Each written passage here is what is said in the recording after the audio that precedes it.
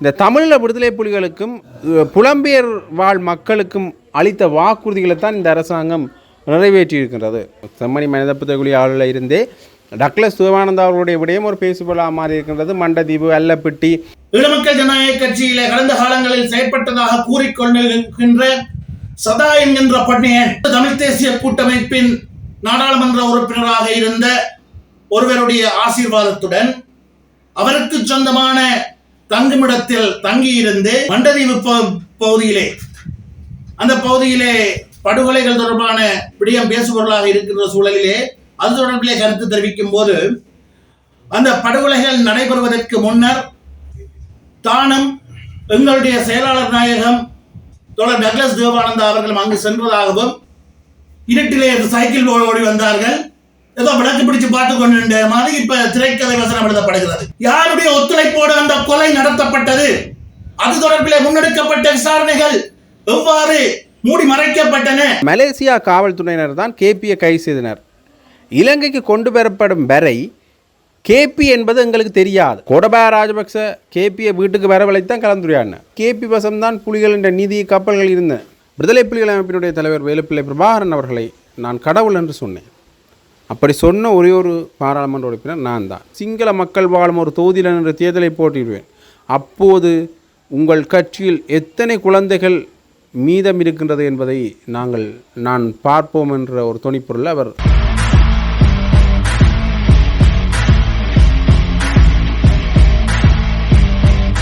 ஜெஃப்னா அப்படின்னு சொந்தங்களுக்கு வணக்கம். இந்த காணொலியில் பல விஷயங்கள் தொடர்பாக அலசி ஆராயப்படும். அதில் குறிப்பாக இந்த விடுதலை புலிகள் அமைப்பினருக்கும் இந்த அரசாங்கத்துக்கும் இடையில் ஏதோ ஒரு வகையில் தொடர்புகள் இருக்குது என்ற ஒரு வதந்தியோ அல்லது ஏதோ ஒரு செய்தியோ தொடர்ந்து பரவிய வண்ணமே இருக்கின்றது. குறிப்பாக உதயகம்மன் பில, சரத் வீரசேகர, விமல் வீரபன்ச போன்றவர்கள் இந்த கருத்தியலின் அடிப்படையில் தங்களுடைய அரசியலுக்காகவோ ஏதோ ஒரு காரணத்துக்காக இதை தொடர்ந்து மக்களிடையே விதைத்து கொண்டிருக்கின்றார்கள். குறிப்பாக இந்த ஜேர்மனுக்கு ஜனாதிபதி அவர்கள் சென்றதற்கான காரணமும் முன்னாள் விடுதலை புலிகள் அமைப்பினுடைய உறுப்பினர் ஒருவரை சந்திப்பதற்காகத்தான் என்கின்ற விஷயத்தையும் அவர் சொல்லியிருந்தார். ஆகவே இப்படியாக பல விஷயங்கள் இந்த விடயம் தொடர்பாக விடுதலை புலிகள் அமைப்பினருக்கும் இந்த அரசாங்கத்துக்கும் ஏதோ ஒரு வகையில் தொடர்பு இருக்குது. அவர்களுடைய சில நிகழ்ச்சி நிலைகளை நிறைவேற்றுவதற்காகத்தான் இந்த தேசிய மக்கள் சக்தி அரசாங்கம் ஆட்சிக்கு வந்தது என்கின்ற கருத்தியல்கள் மக்கள் மத்தியில் விதிக்கப்படுகின்றன. இருந்தாலும் கூட அவர்களுடைய நிலைப்பாடுகள் முன்னைய நாட்களில் ஜேவிபியாக பயணிக்கின்ற பொழுது விடுதலை புலிகள் அமைப்பினருக்கு எதிராகவும் தமிழ் மக்களுடைய சில சித்தாந்தங்களுக்கு எதிராகவும் இருந்தது என்றதை மறுக்க முடியாத ஒரு விஷயமாகத்தான் இருக்கின்றது. அது அந்த வகையில் இருக்கேக்க இது சம்பந்தமான இன்னொரு விடயம் ஒன்று வந்திருக்கின்றது. என்னென்னு பார்த்தீங்கன்னா, இந்த தமிழீழ விடுதலை புலிகளுக்கும் புலம்பெயர் வாழ் மக்களுக்கும் அளித்த வாக்குறுதிகளை தான் இந்த அரசாங்கம் நிறைவேற்றியிருக்கின்றது. ஆனால் மக்களுக்கு கொடுத்த இலங்கை மக்களுக்கு கொடுத்த வாக்குறுதிகளை இந்த அரசாங்கம் நிறைவேற்றவில்லை என்று நாடாளுமன்ற உறுப்பினர் டிபி சாணக் அவர்கள் குற்றம் சுமத்தியிருக்கின்றார். இன்றைக்கு நடந்த நாடாளுமன்ற அமர்வில் அவர் இந்த விஷயத்தை சொல்லியிருக்கிறார். அது என்ன விஷயத்தை சொன்னார் என்றதை சொல்கிறேன் பாருங்கள். இந்த அரசாங்கம் நாட்டு மக்களுக்கு அளித்த வாக்குறுதிகளை மறந்து விட்டாலும் விடுதலை புலிகளுக்கும் புலம்பெயர்ந்தவர்களுக்கும் கொடுத்த இந்த வாக்குறுதிகளை இவர்கள் மறக்கவில்லை. முன்னாள் கடற்படை தளபதி நிசாந்த உலகதென்ன என்ற கைதும் அவர்களுக்கு அளித்த வாக்குறுதிகள் என்ற ஒரு விடயப்பாட்டில் தான் நடக்குது. தமிழீழ விடுதலை புலிகள் என்ற புலனாய்வு பிரிவில் இருந்த ஒருவரின் வாக்குமூலத்தின் அடிப்படையில் தான் இவர் சிறையில் இருக்கிறார். உலகில் வேறு எந்த நாடும் அவர்களுக்காக கடமையாற்றும் இராணுவ வீரர்களையும் கடற்படையினையும் அவமதிக்கிறேன், அது இங்கு மட்டும்தான் நடக்கின்றது. காவல்துறை நிலைய பொறுப்பதிகாரி ஒருவரை குற்றப்புலனாய்வு திணைக்களத்துக்கு அழைத்து சென்று முன்னாள் கடற்படை தலைவருக்கு எதிராக வாக்குமூலம் வழங்குமாறு தெரிவிக்கின்றார்.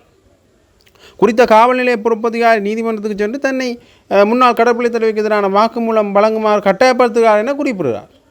இவை அனைத்துமே விடுதலை புலிகள் அமைப்பினருக்கும் புலம்பெயர்ந்தோர்கள் அவர்களுக்கும் இடையில் நடக்கிற ஒரு அரசியல் நிலைப்பாடு தான். இதை இந்த அரசாங்கம் நிறைவேற்றி கொண்டிருக்கிறதா, தேசிய மக்கள் சக்தி அரசாங்கம் நிறைவேற்றி கொண்டிருக்கின்றது என்று டிவி சாணக் அவர்கள் தெரிவித்திருக்கின்றார். உண்மையிலே இந்த விடயம் எந்த வகையில் மக்கள்கிட்ட போய் சேரும் என்று பார்த்தீங்கன்னா, ஏதோ ஒரு வகையில் சிங்கள மக்கள் மத்தியில் இருக்கிற சில நெருடல்களை மீண்டும் மீண்டும் தூண்டி விடுவதாகத்தான் இது அமையுமே தவிர தமிழ் மக்களுக்கு ஏதோ ஒரு வகையில் இது சம்பந்தமான விடயங்கள் விளங்கும். இவர்களுடைய அரசியல் நிலைப்பாடுகள் என்ற அமைப்பில் தான் இது நடக்குதுண்டு. ஏதோ ஒரு வகையில் ஜேபி இந்த விடுதலை புலிகள் அமைப்பினருக்கு சார்பான ஒரு நிலைப்பாட்டை எடுக்காதென்று தமிழ் மக்களுக்கு தெரியும். ஆனால் மீண்டும் மீண்டும் தமிழ் மக்கள் மத்தியில் ஒரு குரோத நிலையை சிங்கள மக்கள் மத்தியில் விதைப்பதற்கான ஒரு நிகழ்ச்சி நிரல் அரசியலாக இவர்களுடைய இந்த அரசியல் இருக்குமோ என்றும் இப்போ பல விமர்சனங்கள் எழுந்திருக்கின்றது. தேசிய மக்கள் சக்தி அரசாங்கம் அடிக்கடி இதற்கான பதில்களை வழங்கியிருந்தாலும் கூட அவர்கள் ஏதோ ஒரு வகையில் தாங்களும் இந்த விடுதலை புலி அமைப்பினரையோ அல்லது தமிழ் தேசிய நிலைப்பாடில் பயணிக்கிறதையோ ஆதரிக்குவோமா இல்லையா என்கின்ற ஒரு குழப்ப நிலையில் தான் தங்களுடைய கருத்திலே வெளிப்படுத்தி கொண்டிருக்கிறார். ஏனென்றால் ஆதரிக்கவில்லை என்றால் இந்த தமிழ் மக்களுடைய வாக்கு வங்கிகளை பெற்றுக்கொள்ள முடியாது என்று அவர்களுக்கு ஏற்கனவே தெரியும்.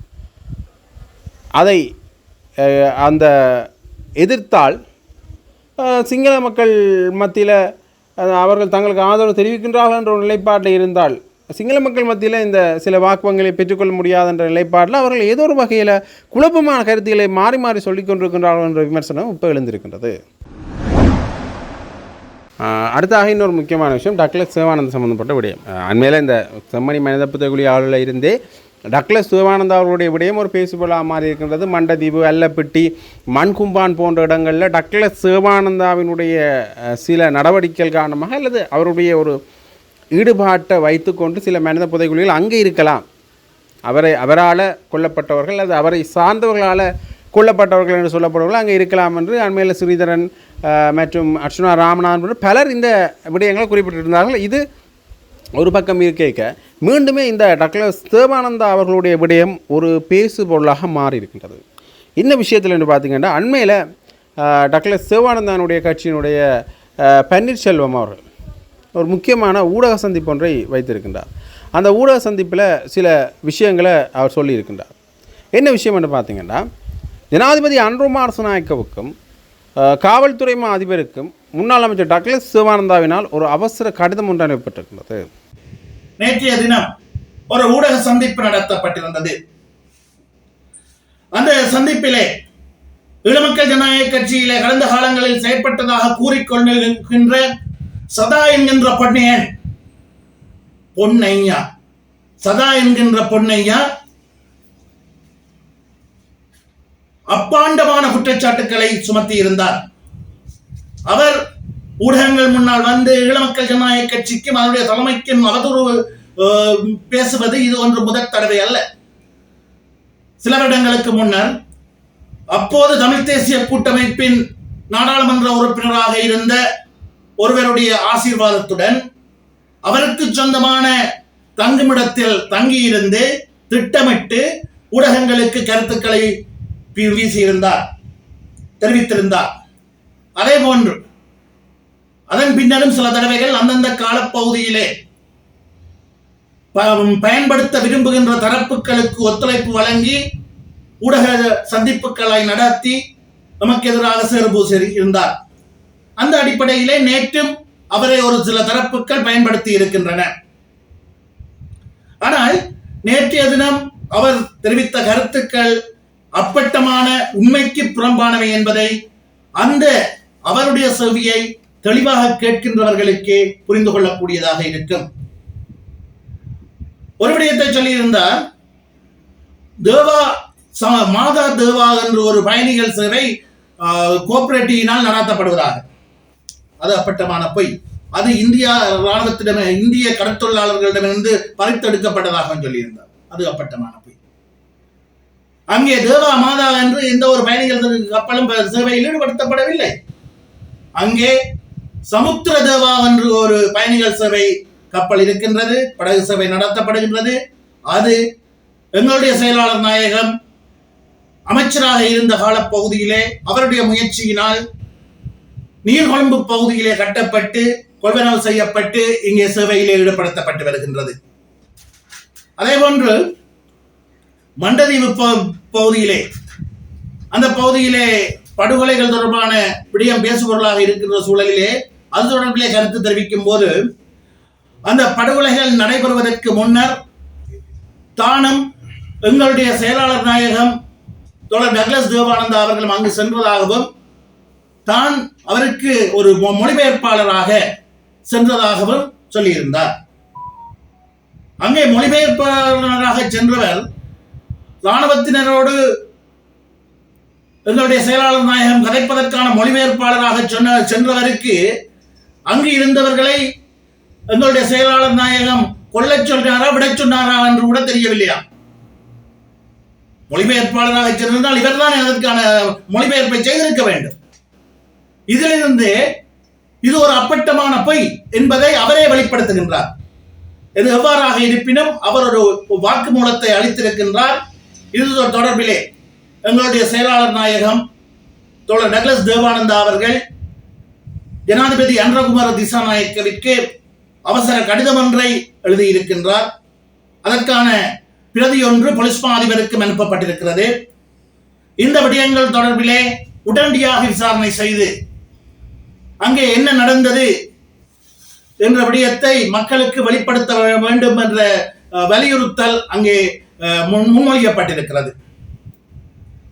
இது ஒரு புறம் இருக்க, இவ்வாறு கடந்த காலங்களிலே எங்களோடு இணைந்து செயற்பட்டவர்கள் பயன்படுத்தப்படுகின்றார்கள் எமக்கு எதிராக என்பது ஒரு புறம் இருக்க, இன்னொரு புறத்திலே எமக்கு எதிரான குற்றச்சாட்டுக்கள் ஈழமக்கள் ஜனநாயக கட்சிக்கு எதிராக கடந்த காலங்களிலே சுமத்தப்பட்ட குற்றச்சாட்டுக்களை அந்தந்த காலச்சூழலே அந்தந்த காலத்திலே இருந்தவர்களின் தேவைக்கு ஏற்ப சுமத்தப்பட்ட குற்றச்சாட்டுக்களையும் தூசு தட்டி அவற்றை பேசுபொருளாக்குகின்ற ஒரு சூழலும் உருவாகி இருக்கிறதை அவதானிக்கக்கூடியதாக இருக்கிறது. அவ்வாறு பல விடயங்கள் பேசப்படுகின்றன. அவற்றிலே ஒரு விடயத்தை நாங்கள் பார்ப்போமாக இருந்தால், அண்ணன் நிர்மலராஜன் அடிப்படையிலே நானும் ஒரு ஊடகவியலாளர், நீங்களும் ஊடகவியலாளர்கள் என்ற அடிப்படையிலே அண்ணன் நிர்மலராஜனுடைய கொலை தொடர்பிலே பார்ப்போமாக இருந்தால், 2000 ஆண்டு அக்டோபர் மாதம் 19ஆம் தேதி அண்ணன் நிர்மலராஜன் அவர்கள் கொலை செய்யப்பட்டிருந்தார். அதே மாதம் 10ஆம் தேதி வெளியாகிய சுடரொளி பத்திரிகையிலே அண்ணன் நிர்மலராஜனுக்கு எந்த தரப்பிலிருந்து அச்சுறுத்தல்கள் ஏற்பட்டிருக்கின்றன, என்ன காரணத்திற்காக அச்சுறுத்தல் ஏற்பட்டிருக்கின்றது என்பதெல்லாம் தெளிவாக சொல்லப்பட்டிருக்கிறது.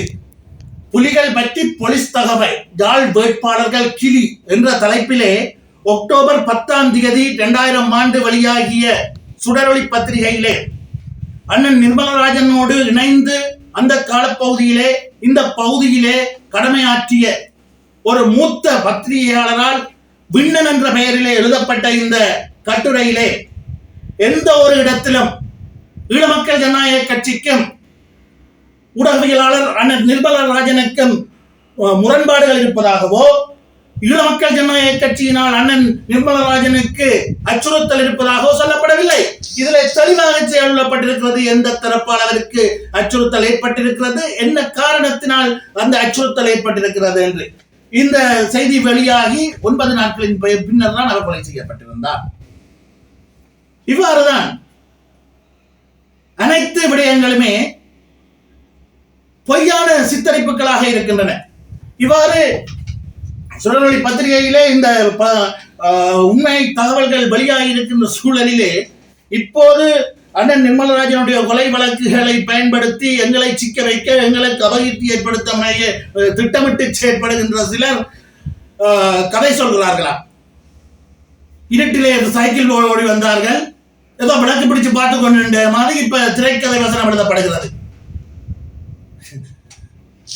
நான் இன்னும் பார்க்கவில்லை அந்த ஆவணத்தை. இதுதான் உண்மை. எங்களுக்கு எதிராக திட்டமிடப்பட்ட முறையிலே பிரச்சாரங்கள் மேற்கொள்ளப்படுகின்றன. இதனை மக்கள் புரிந்து கொள்ள வேண்டும். ஒன்றை மட்டும் சொல்கின்றோம், அண்ணன் நிர்மலராஜனுடைய கொலை விசாரிக்கப்பட வேண்டும், உண்மைகள் வெளிப்படுத்தப்பட வேண்டும். அதேவேளை கடந்த காலங்களிலே ஊடகவியலாளர் நிர்மலராஜன் மட்டும் கொலை செய்யப்படவில்லை, பல ஊடகவியலாளர்கள் கொலை செய்யப்பட்டிருக்கிறார்கள், பல புத்திஜீவிகள் கொலை செய்யப்பட்டிருக்கிறார்கள், அரசியல்வாதிகள் கொலை செய்யப்பட்டிருக்கிறார்கள். உதாரணத்துக்கு ஒன்றை பார்ப்போமா என்றார், முன்னாள் மேயர் பொன் சிவபாலன் நாளை 11ஆம் தேதி நினைக்கின்றது, நாளை 11ஆம் தேதி தானே அவர் கொலை செய்யப்பட்டு 27வது ஆண்டு நினைவு தினம் நாளைக்கு. பொன் சிவபாலன் எவ்வாறு கொலை செய்யப்பட்டார், அவருக்கு கிளைமோர் பொருத்துவதற்கு யாருடைய ஒத்தாசைகள் பயன்படுத்தப்பட்டன, யாருடைய ஒத்துழைப்போடு அந்த கொலை நடத்தப்பட்டது, அது தொடர்பிலே முன்னெடுக்கப்பட்ட விசாரணைகள் எவ்வாறு மூடி மறைக்கப்பட்டன, இடைநிறுத்தப்பட்டன என்ற ஆவணங்கள் எல்லாம் இபிடிபியிடம் இருக்கிறது.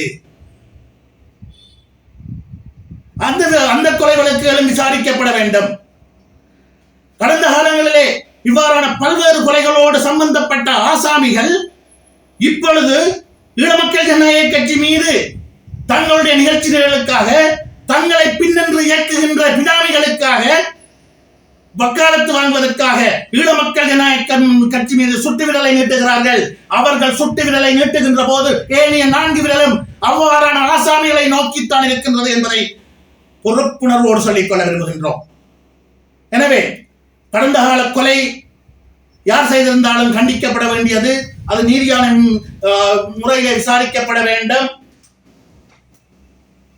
அவ்வாறான சந்தர்ப்பங்களிலே எங்களுடைய ஒத்துழைப்புகளையும் எங்களிடம் இருக்கின்ற ஆவணங்களையும் சமர்ப்பிப்பதற்கும் நாங்கள் தயாராக இருக்கின்றோம் என்பதை இந்த இடத்திலே ஒரு பொறுப்பான கட்சி என்ற அடிப்படையிலே தெரிவித்துக் கொள்கின்றோம். அதே போன்று அடுத்தாக இன்னொரு முக்கியமான விஷயம் தொடர்பாக நாங்கள் பார்க்கணும் என்று பார்த்தீங்கன்னா, இப்போ பேசுபொருளாக இருக்கிற விஷயம் இந்த கேபியினுடைய கைது. அப்போ அவருடைய கைது பேசுபொருளாக இருக்கின்ற சூழ்நிலையில் இந்த விடயத்தில் தங்களுடைய பெயர்கள் அடிபட்டு விடுமோ என்றும் சிலர் தங்களுடைய கருத்தியல்களை அதன் வாயிலாக பகிர்ந்து கொண்டிருக்கின்றார்கள், தங்களுடைய பேர் அடிபடக்கூடாது என்பதற்காக. அந்த வகையில் சரத் பொன்சேகா அவர்கள் இது தொடர்பான ஒரு முக்கியமான விஷயத்தை சொல்லியிருக்கிறார். என்ன விஷயம்னு பார்த்தீங்கன்னா, இந்த மலேசியா காவல்துறையினர் தான் கேபியை கைது செய்தனர். இலங்கைக்கு கொண்டு வரப்படும் வரை கேபி என்பது எங்களுக்கு தெரியாது, இந்த விஷயத்தில் அப்படிப்பட்ட கேபி என்பது எங்களுக்கு தெரியாது என்று ஃபீல்ட் மாஸ்டர் சரத் பொன்சேகா சொல்லியிருக்கார்.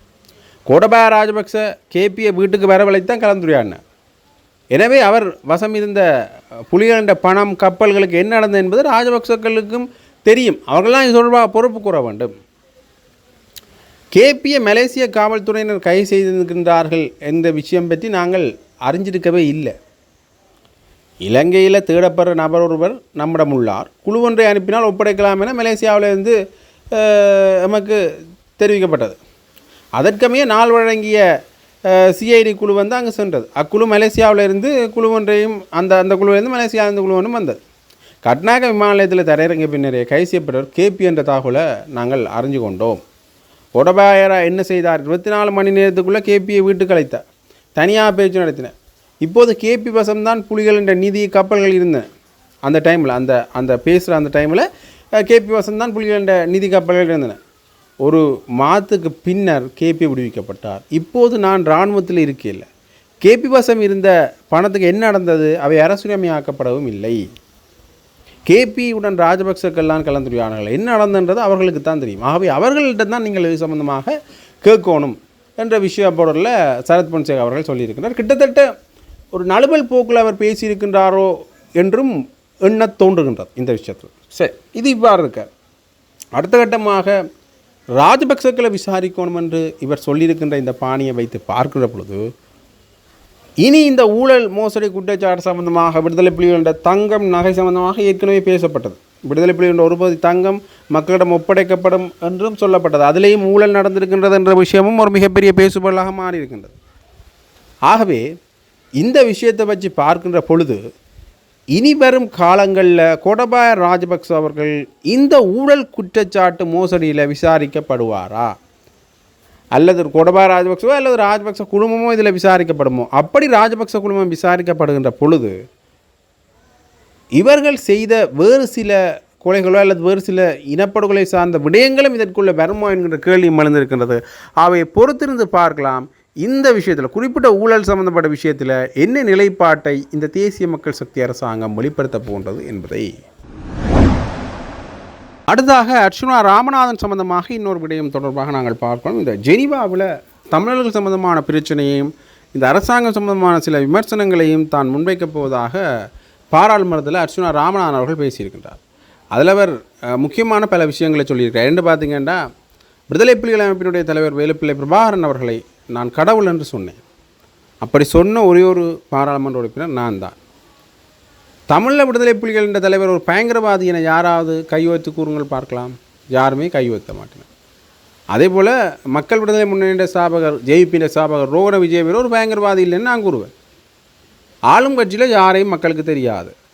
யார் இளங்குமரனையோ அல்லது சந்திரசேகரனையோ மக்களுக்கு தெரியாது, வடக்கு மக்களுக்கு தெரியாது. வடக்கு மக்கள் ஆனால் அவர் தெரியாதவர்களுக்கு வாக்களிப்பதற்கான பிரதான காரணம், நீங்களும் வடக்கு மக்களைப் போல அல்லது வடக்கில் இருந்த ஒரு இன போராட்டங்களைப் போல நீங்களும் ஒரு போராட்டத்தை நடத்தினார்கள். அரசாங்கத்துக்கு எதிராக போராட்டம் செய்தவர்கள், அரசாங்கத்தை கேள்வி கேட்டவர்கள் என்றதுக்காக தான் நாங்கள் வாக்களித்தினாங்க. நாங்கள் எங்களுக்காக பயணித்த ஒருவரை கடவுள் என்று நாடாளுமன்றத்தில் கூறிய ஒரே ஒரு தமிழ் அரசியல்வாதி நான் தான். வடகிழக்கில் குற்றச்செயல்கள் நடைபெறுகின்றன. ஆனால் அதற்கான நடவடிக்கை இன்று வரைக்கும் எடுக்கப்படவில்லை. யாரும் அதுக்காக கைது செய்யப்படவும் இல்லை. ஆனால் நீங்கள் முன்னாள் ஜனாதிபதி ரணில் விக்ரமசிங்கவை கைது செய்திருக்கிறீர்கள். நீங்கள் ரணிலை கொண்டாடும் விடுதலை புலிகளின் தலைவர் எனக்கு கடவுள் என நான் கூறும் ஒரே தமிழனாக நான் தான் இருப்பேன். நாங்கள் வன்முறைகளை விரும்ப இல்லை.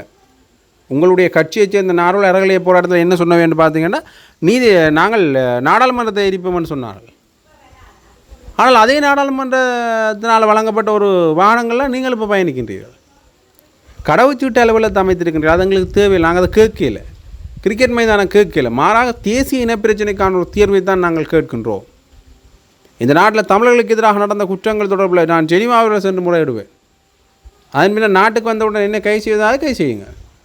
நான் என்றாவது ஒரு நாள் சிங்கள மக்கள் வாழும் ஒரு தொகுதியில் என்ற தேர்தலை போட்டியிடுவேன். அப்போது உங்கள் கட்சியில் எத்தனை குழந்தைகள் மீதம் இருக்கின்றது என்பதை நான் பார்ப்போம் என்ற ஒரு துணிப்பொருளில் அவர் பேசியிருக்கின்றார். கிட்டத்தட்ட இந்த அரசாங்கத்தினை விமர்சிக்கின்ற ஒரு துணிப்பொருளில் தான் பேசியிருக்கிறார். அவை ஜெனீவாவில் சென்று பேசுவார் என்று சொல்லியிருக்கின்றார். பார்க்கலாம் எந்த அளவுக்கு இவர் தன்னுடைய கருத்தியல்களை மேற்கொள்வார். முன்னைய நாட்களில் அவருடைய வலையொலி காணொலியில் பேசுகின்ற பொழுதும் கூட தமிழ் தேசிய நிலைப்பாட்டில் இப்போ பயணிக்கின்றோம் என்று சொல்கின்ற சில கட்சியினுடைய தலைவர்கள் கூட ஜெனீவாவில் பேசுகின்ற பொழுது இருதரப்பினரையும் விசாரிக்கணும் என்கின்ற ஒரு நிலைப்பாடு தான் பேசியிருந்தார்கள். அவர்களும் எங்களுடைய தேசிய நிலைப்பாடில் அல்லது தமிழ் தேசிய பிரச்சனைக்கான தீர்வுகள் சம்பந்தமாக பேசவில்லை. நான் சென்று பேசுவேன் என்று அவருடைய வலையொலி காணொலியும் பேசியிருந்தார். இப்போயும் அவர் சொல்லியிருக்கிறார். ஆகவே பார்க்கலாம் அவர் எந்த அளவுக்கு போய் அது சம்பந்தமாக எங்களுடைய தமிழ் மக்களுடைய நிலைப்பாடுகள் சம்பந்தமாக பேச போன்றார் என்பதை. அதாக இன்னொரு முக்கியமான விஷயம் தொடர்பாக பார்க்கணும் என்று பார்த்தீங்கன்னா, இந்த மஹிந்த ராஜபக்ச தன்னுடைய உத்தியோகபூர்வ இல்லத்தை விட்டு வெளியேறும் என்று ஆளுந்தரப்பால் பல அழுத்தங்கள் கொடுக்கப்பட்டிருந்தன. இருந்தாலும் கூட அவர்கள் வெளியிட மாட்டார்கள் என்று நாமல் தரப்பிலிருந்து பேசப்பட்டிருந்தது. அது மட்டும் இல்லாமல் இந்த முன்னாள் ஜனாதிபதிகளுடைய சிறப்புரிமையை குறைக்கின்ற சட்டம் அமுலுக்கு வந்தால் நாங்கள் இந்த ஜனாதிபதியினுடைய முன்னாள் ஜனாதிபதியினுடைய இந்த உத்தியோக இல்லத்தை விட்டு வெளியேறுவோம் என்று சொல்லியிருந்தார். அவர் அந்த வகையில் பார்க்கின்ற பொழுது முன்னாள் ஜனாதிபதி மஹிந்த ராஜபக்ச கொழும்பு விஜயராம மாவட்டத்தில் உள்ள அவரது உத்தியோகபூர்வ இல்லத்தை விட்டு தங்கால மிதமுலன வீட்டுக்கு செல்ல உள்ளதா, அவருடைய சொந்த வீட்டுக்கு செல்ல உள்ளதான உத்தியோகபூர்வ வட்டாரங்கள் மூலமாக செய்திகள் கிடைத்திருக்கின்றன. இந்த விஷயங்கள் சம்பந்தமாக பார்க்கும்போது முன்னர் இதனுடைய வாடகை பணத்தை கூட அவர்கள் செலுத்த வேண்டும் என்கிற விஷயம் தொடர்பாக பேசப்பட்டிருந்தது. அது தொடர்பாக விமர்சனங்களும் எழுந்திருந்தன. ஆகவே அதையும் இந்த அரசாங்கத்தில் பேசுகின்ற பொழுது இந்த ராஜபக்ச அமைப்பினர் நிராகரித்திருந்தார்கள். தங்களுடைய விடயங்கள் சம்பந்தமாக தாங்களே முடிவெடுப்போம், பாதுகாப்பு குறைப்பே ஒரு தவறான விடயம் என்ற தொடர்பாக விமர்சித்திருந்தார்கள். இந்த வகையில் இப்போ இவர்கள் இந்த வீட்டை விட்டு வெளியேற போன்றார்கள் என்ற தகவல் வெளிவந்திருக்கின்றன. பார்க்கலாம் இந்த விடயம் என்ன அளவில் நீடிக்கப்படும் அல்லது எந்த அளவில் இது சம்பந்தமான அழுத்தங்கள் அவர்களுக்கு கொடுக்கப்படும் என்பதனை.